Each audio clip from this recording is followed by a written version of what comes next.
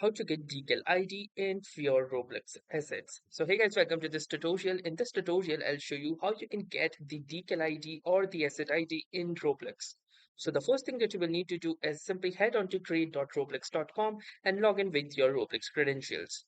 Now, once you are done with that, you need to click onto this Creations tab, and within the Creations tab, you need to click on Development Items.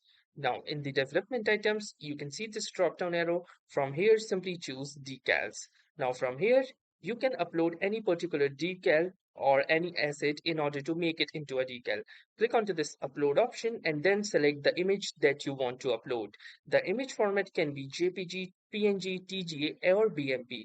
And here are some of the guidelines that you need to follow, that the uploads must be smaller than 8000 by 8000 pixels and the file per size allowed should be equal to or less than 20 megabytes.